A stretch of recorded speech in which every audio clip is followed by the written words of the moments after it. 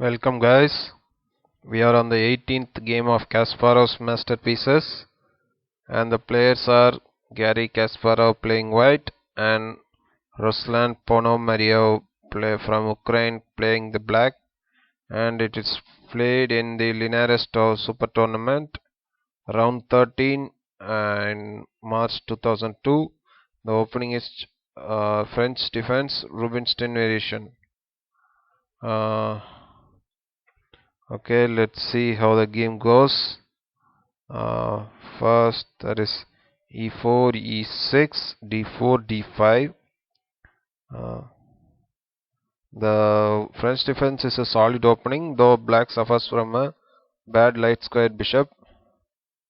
And after knight c3, d takes e4, and knight takes e4, knight d7. The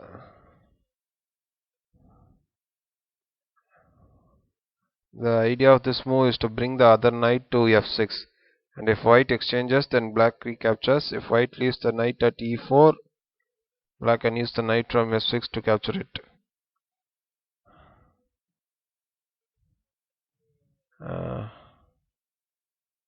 Knight f3, knight gf6, knight takes f6, knight takes f6. Black has accomplished the basic goal of the opening strategy.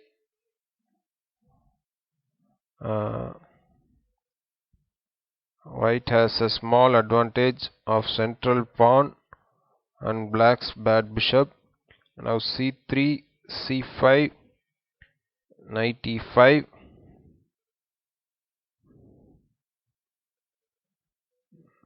knight d7. This was credited as a new move, but it was played over a decade earlier.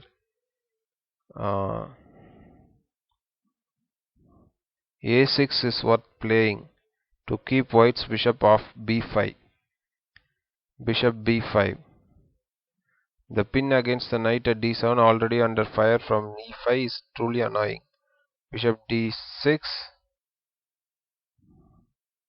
It is too late. C takes d4, white plays queen f3, threatening checkmate at f7. Also pressuring pawn at b7. Queen g4,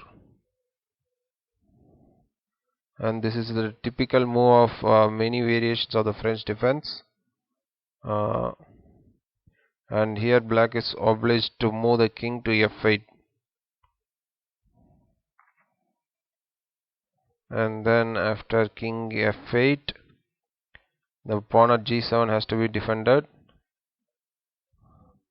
In other lines of the French, black can sacrifice it, but that requires a knight at e7 or f6 to protect the rook when it moves to g8. In that case, the h pawn is also sacrificed, but the open lines on the king side can be used to mount a big attack.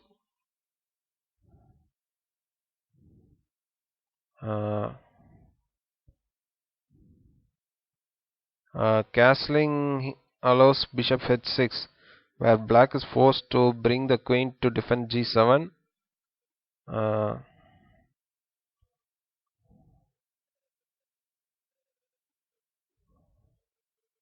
And after this, black now castles, white castles. And after knight takes e5, d takes e5, the bishop takes e5. Ponomariov has a pawn, but Kasparov gets the initiative. After bishop g5, bishop f6. Now there is no attack at h2.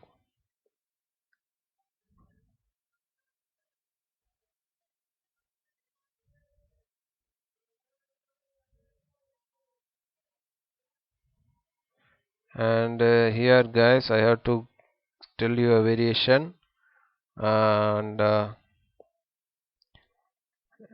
here instead of if at all black castles, there is bishop h6.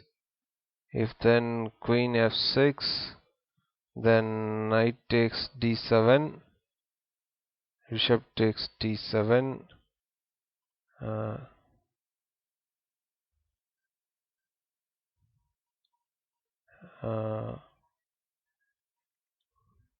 But here the surprising intermediate move is bishop g5. So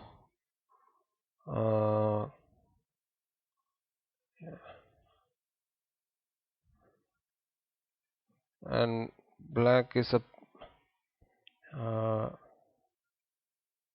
so here the piece black will be a piece down.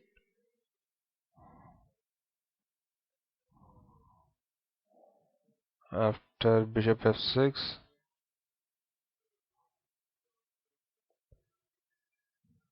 now there is no attack at h2.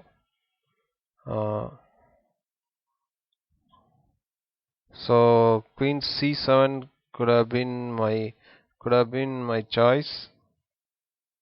The attack on h2 gets the initiative back. With the king in an awkward position, it is important to keep the opponent from building an attack. And the best way to prevent one is to keep the initiative. Rook ad1, queen c7, queen h4, and bishop takes g5, queen takes g5, f6, and now after queen h5, and now after queen h5, that is g6, queen h6 check, king f7, rook d3. This rook lift is effective because of black has a bunch of weak kingside pawns. And it is not possible to drive away the white queen from h6. Rook h3, I mean a6, then rook h3. Now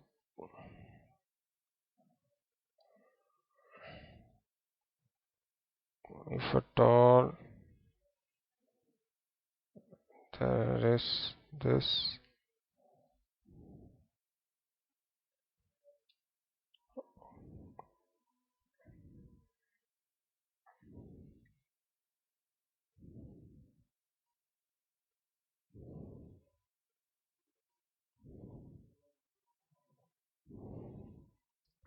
rook h3, queen e7,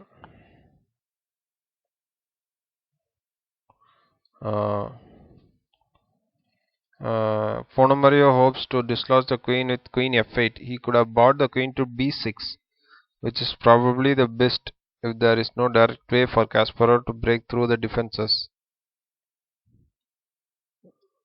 But he was more worried about the white queen.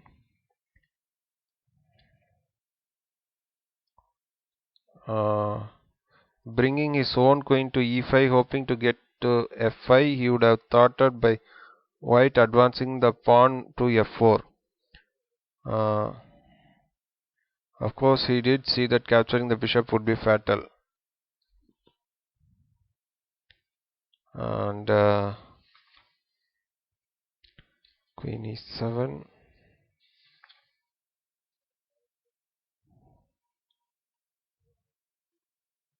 And after bishop d3, now white can capture at g6. And after f5, now the dark squares are terribly weak. And g4, this is the most aggressive plan.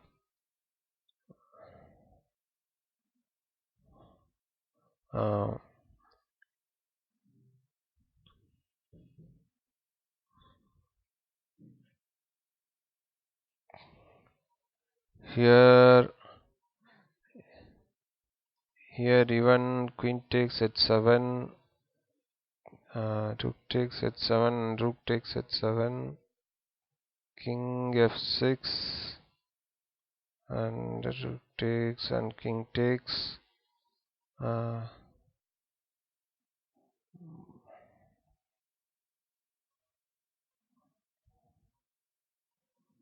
And here the pawns can shift from the light squares to dark squares, and the bishop can become from bad to good. So Kasparov doesn't go for an even endgame. And then after g4, queen f6, black's queen is finally in a good location. Black just has to play the bishop to d7 and c6 and everything will be fine. Rook d1, b5, now bishop e2, and then e5. Now rook ht3, rook a7,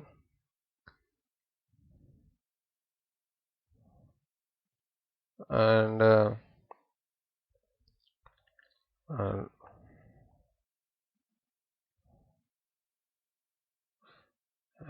if at all g4 is taken, then there would have been rook d6, queen f4, and then rook takes g6,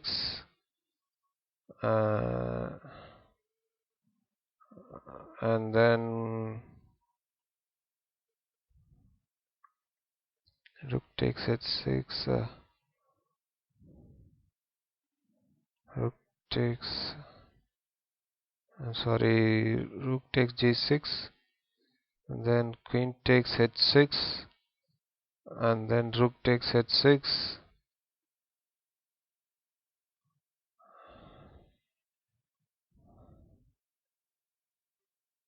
so this cannot be made. So rook a7, rook d6, queen g7, queen e3, rook c7, a4, e4. Ponomariov decides to sacrifice the queenside pawns in order to free up the position.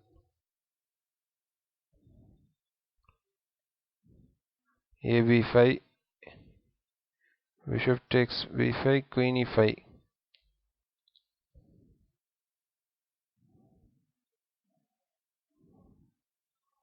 And then queen g5, queen e7, queen h6,